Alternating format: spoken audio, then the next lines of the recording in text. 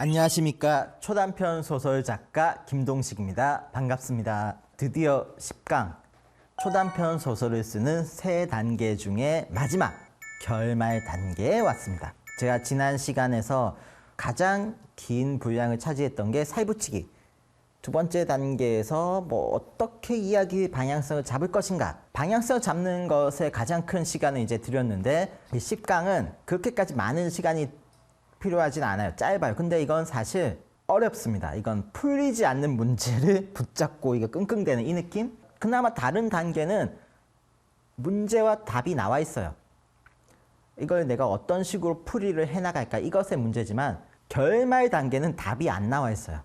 내가 답을 쓴 것도 이게 답이 맞나 말해줄 사람도 없고 해서 이게 정말 저는 제일 세 단계 중에 제일 어려운 단계라고 생각하는데, 착상을 걸고 이제 경우의 수를 쓰면서 씬들을 이제 확보해 두고 살을 붙여 나가면서 그 몇 가지 도움을 받건 도움을 받지 않건 방향성을 잡아서 쭉쭉쭉쭉 이제 짜나가게 되는데, 콘티를 쓴다고 하죠. 결말 직전까지의 콘티를 내게 되는데, 그동안 얘기를 계속해왔던 그 냉장고, 이 냉장고로 임의로 콘티를 짜자면 아주 간략하게만 짜볼게요. 1번, 어떤 주인공이 특별한 냉장고를 알게 된다.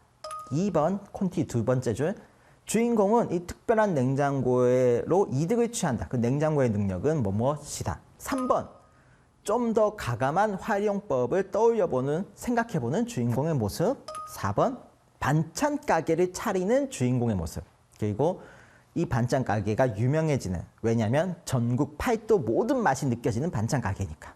그리고 이걸로 5번쯤엔 승승장구하고 있는 이 반찬 가게를 통해서 잘 되고 있는 주인공의 모습 조명해주면 되고, 6번쯤에 한 가지 사건, 주인공의 반찬을 이제 사가신 분들 중에 한 분이 의혹을 제기한다. 이거 우리 엄마가 만든 간장게장하고 너무 똑같은 맛인데? 얼마 전 냉장고에서 엄마가 잃어버렸다고 나한테 되게 욕했던, 네가 다 먹었지, 이렇게 욕했던, 이것을 이제 의혹을 제기하는 누군가의 등장. 7번 정도는 정말 뜨끔한 주인공의 모습, 혹은 또 그 잡아떼는 주인공의 모습. 8번, 확신을 가진 그 누군가, 조연 끝 인물, 그 인물이 어떻게든 이 사람의 어떤 걸 의심을 하고 주인공의 능력을 어떻게든 알아보게 되는. 9번, 조연 인물이 간장게장에 뭔가 처리를 하는, 독을 타든 뭔가를 하는 모습. 10번 정도에서 주인공이 또 그 간장게장을 발견하고 이거를 또 빼오는 모습. 여기까지가 사실 하이라이트죠. 절정까지 온 거죠. 독이 든 물건을 가져간. 이렇게 결말 직전까지의 콘티를 이제 간략하게 제가 짜봤는데요. 이렇게 결말 직전까지 콘티를 짜게 되면 이제 마지막 세 번째 단계인 결말을 이제 여기서 생각하는 거죠. 왜 결말이 어렵냐면은, 초단편 소설에서는 결말에 반전이 필수에 가깝습니다. 그러니까 사실상 독자와의 약속이에요. 초단편 소설이라는 장르를 보시는 분도 머릿속에는 무조건 반전이 있다고 생각하고 보시고, 쓰고 있는 저도 반전 쓸 거라고 선언하고 쓴 거나 마찬가지예요. 이 장르 특성상. 그렇기 때문에 이 소설을 보시는 분들의 머릿속에는 이미 반전에 대한 경계가 가득하신 거예요. 그러니까 각 잡고 있는 거예요. 마치 그 마술쇼 볼 때 이거 분명 찾아볼 거야, 이 자세로 보시는 분들 있잖아요. 이 마술의 틀린 점 어디 있을 거야, 이거. 이 자세를 잡고 보시는 것과 마찬가지거든요. 그냥 반전도 어려운데 이렇게 각 잡고 보시는 분들을 내가 뒤통수를 때리는 건 진짜 어려운 일이죠. 그래도 반전을 쓸 수밖에 없어요. 이건 진짜 초단편 소설의 사회적 약속이나 마찬가지입니다. 반전 없는 초단편 소설은 의미가 없거든요. 짧은데 임팩트도 없어? 뭐야 싶기 때문에. 그럼 이제 어떻게 그러면 이분들을 이제 만족시킬 만한 좋은 반전을 낼 수 있을 것인가? 이거는 왕도가 없습니다. 왜냐하면 저도 잘 못하거든요. 그래서 제가 이 세 번째 단계가 가장 어렵다고 말씀드린 건데, 근데 그렇다고 제가 이 클래스에서 아무런 도움이 안 될 수는 없으니까 그래도 최선을 다해서 몇 가지나마 이제 말씀드리자면은, 초단편 소설에서 임팩트 있는 반전 결말이라는 것은 이 마지막 장면까지 쭉 따라오신 독자분이 이제 마지막 장면 읽은 순간 최소한 이런 감정 중 하나는 느껴야만 해요. 소름, 소름 돋아, 반전으로. 감탄, 와, 어떻게 이렇게? 웃음, 와, 뭐야? 헛웃음, 이게 뭐야? 아니면 울컥, 약간 눈시이 붉어지는, 이게 올라오는 거 있거든요. 아니면 또 흥분도 있어요. 어떻게 이렇게 기발한 생각을 했을까? 이 작가 어떻게 이런 생각, 이런 발상을 했을까? 이런 느낌. 이걸 어떻게 여기에 대입시킬 생각을 했을까? 이 감정. 전 개인적으로 이 흥분을 느끼시는 분들 좋아요. 그분들이 항상 저한테 천재 막 댓글 달아주시거든요. 어쨌든 소름, 감탄, 웃음, 헛웃음, 울컥, 흥분. 이것 외에 다른 감정도 있겠지만 큰 틀에서는 이 6가지 감정 중에 하나를 독자분이 느끼는 게 가장 좋은 초단편 소설의 임팩트 있는 결말이죠. 이 중 하나는 반드시 터트려야 뭐 2가지, 3가지 이상이 함께 터져도 되지만 이 중에 하나 정도, 최소 하나는 터져야 독자분들이 시간 낭비했다는 생각을 안 하시거든요. 그러니까 제가 글을 쓸 때는 어떻게 하면 이 마지막 장면을 읽은 독자가 그 감정을 느낄 것인가를 생각하면서 막 쓰면 되는데 그럼 결말 어떻게 할까? 보통은 콘티 작업을 하다 보면은 이걸 쓰다 보면은 사실은 결말이 떠올라요. 결말 직전까지 이야기를 쓰게 되면 큰 틀에서 마지막 이건 나오는 거죠. 이건 왜 나오는가 하면은 우리 모두 다 너무 다양한 이야기들을 봐왔기 때문에 여러분 어느 정도는 작가시죠? 16부작 드라마 14부작까지 보면 나머지 2부작의 내용은 큰 틀에서 예상이 되는 것처럼 내가 쓰는 글도 결말 직전까지 가면 대충 이렇게 끝날 것이다가 떠오릅니다. 아까 제가 그 예시를 드렸던 그 콘티, 뭐 독이 든 간장게장을 훔친 주인공의 모습, 여기서 가장 먼저 떠오르는 결말은 당연히 자기가 먹고 죽는 모습. 당연히 이게 가장 먼저 떠오르죠. 그러면 이렇게 내가 이 콘티를 짜고 결말 직전까지 썼을 때 가장 먼저 떠오르는 첫 번째 결말이 사실은 독자의 예상인 거예요. 독자분도 나랑 같은 흐름을 따라왔기 때문에 저랑 같은 걸 생각하시는 거죠. 내가 처음 떠오른 게 사실상 독자분의 예상이라고 생각하면 게 가장 좋아요. 그러면 이제 저의 이제 목표는 첫 번째로 떠오른 게 진짜 완벽한 찰떡이 아닌 이상은 벗어나서 쓰는 게 좋죠. 그럼 나는 독자의 예상을 알고 있으니까 그렇게 끝낼 것처럼 분위기를 몰아갈 수 있어요. 그렇게 끝낼 것처럼 분위기에 몰아가면 독자는 이제 덫에 걸리는 거죠.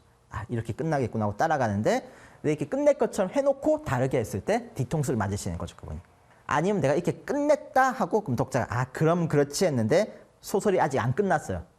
뒤에 가니까 반전의 반전. 근데 가끔 첫 번째 결말이 너무 찰떡이다. 이건 진짜 찰떡이라서 이걸 쓸 수밖에 없다. 그렇게 해서 딱 썼어요. 왜냐하면 제 머릿속에서는 그런 생각이 있어요. 이 생각을 독자는 못했을 거다. 내가 처음 떠오르는 이 결말이 너무 신선해서.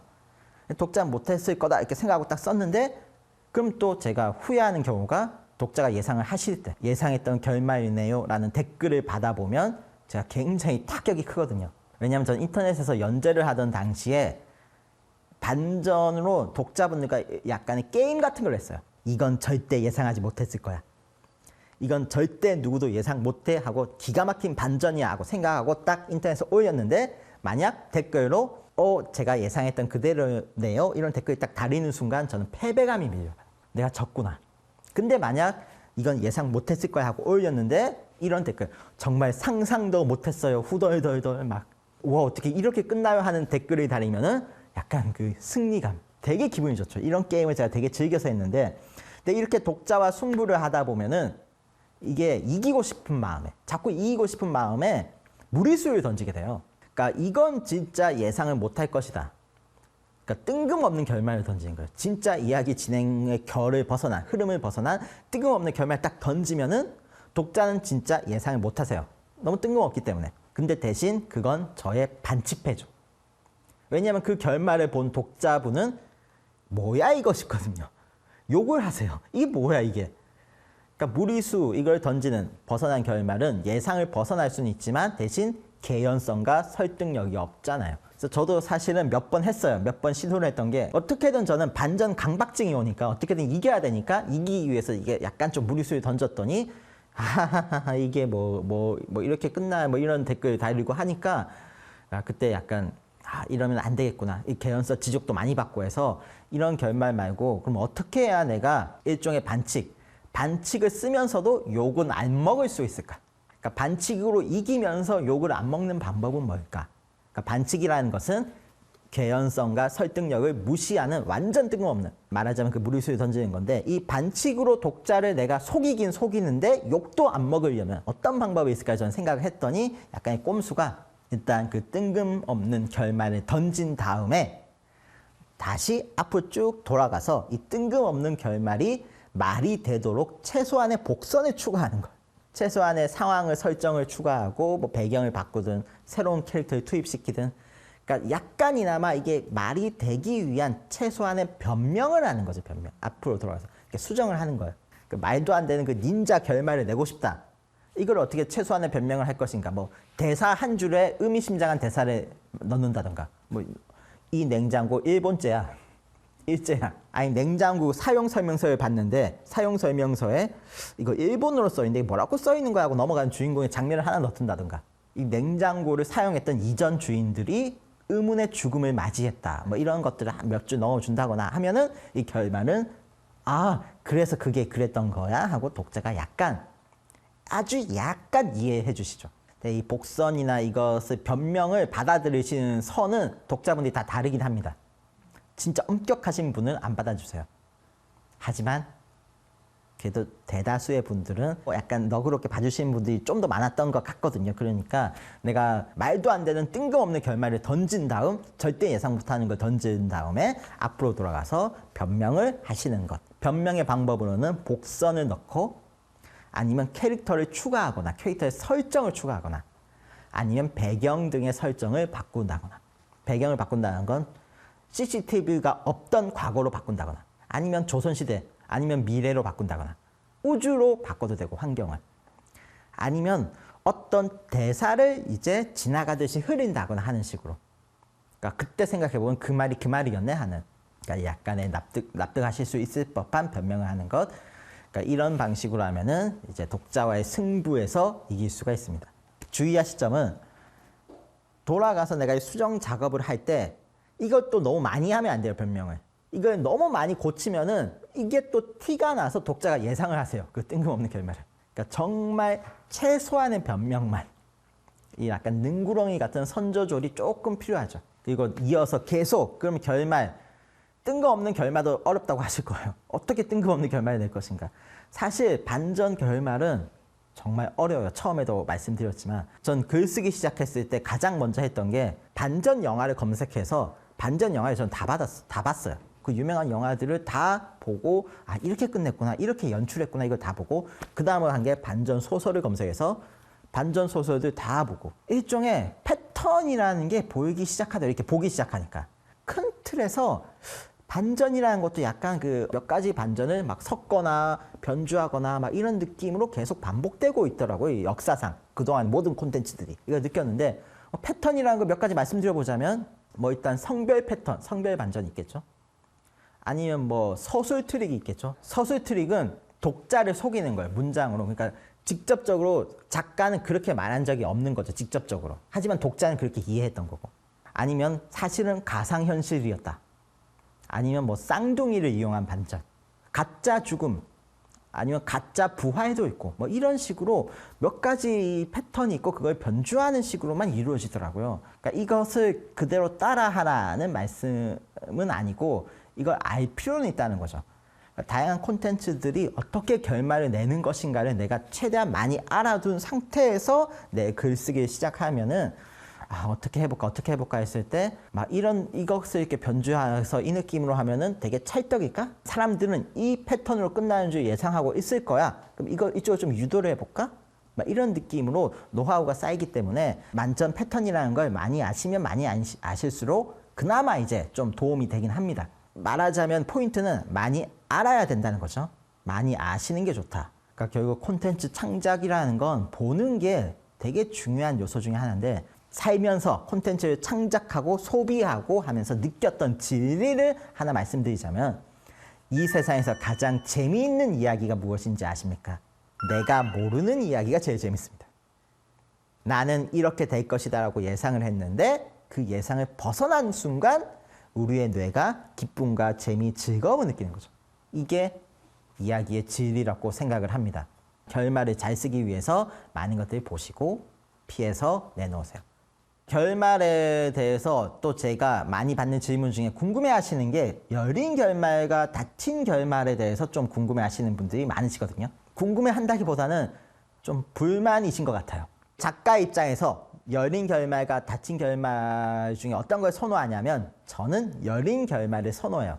왜냐하면 열린 결말이 작가에게 유리하고 독자에게 불리한 제도입니다. 결말을 열어놓으면은 이걸 독자분이 해석을 해야 되잖아요. 근데 가끔 보면 독자의 해석이 저의 의도보다 더 멋있을 때가 있어요. 그럼 저는 그게 나의 의도인 척 할 수 있죠.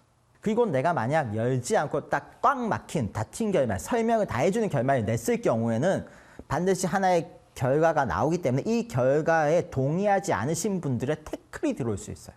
그렇기 때문에 닫힌 결말은 조금 위험한데 내가 만약 어렴풋이나마 열어놓으면은 독자 입장에서도 작가가 친절하게 설명해주는 결말을 막 따라가서 아 하고 넘어가는 것보다 약간 딱 결말이 열려 있어서 몇 초의 틈을 두고 번쩍 떠오르는 이 열린 어느 정도 열린 결말이 읽는 쾌감이 더 좋아요. 여기서 중요한 것은 어느 정도 유추가 돼야 된다는 거죠. 열린 결말이. 너무 크게 열면은 독자 입장에서 답답해요. 요즘 독자분들이 제일 싫어하시는 게 답답함. 이걸 너무 싫어하시거든요. 그러니까 열린 결말을 제가 추천드리긴 하지만 어느 정도 틀에서 유추가 되는 그 정도 수준으로 조절을 되게 잘 하셔야 돼요. 너무 친절하지도 않고 그렇다고 너무 설명적이지도 않고 너무 이제 확 막연하지도 않고 이런 느낌으로 열린 결말 선을 잘 조절하셔서 하시길 바랍니다. 제 소설 중에 한 편이 있는데 이 소설은 되게 많이 퍼지기도 많이 퍼졌어요. 인터넷 여기저기 되게 많이 퍼졌는데 댓글이 한 500개인가 달렸거든요. 그 글에. 근데 그 모든 댓글이 소름, 후덜덜덜, 나 왜 이래, 몸 떨려요, 너무 소름 돋아요. 이 댓글로 도배가 되어 있었던 거예요. 그 글이. 저도 쓰면서도 저도 온몸에 소름이 돋았어요. 쓸 때 결말에. 반전이 너무 떨려서. 이상 10강에서 이제 콘티 직전까지 결말을 짜고 어떤 식으로 결말을 내는지에 대해서 배워보았는데 아마 느끼셨을 거예요. 결말은 이제 어렵구나. 정말 파이팅 하시고 이제 다음 11강에서 함께 뵙도록 하겠습니다. 11강에서 배워요.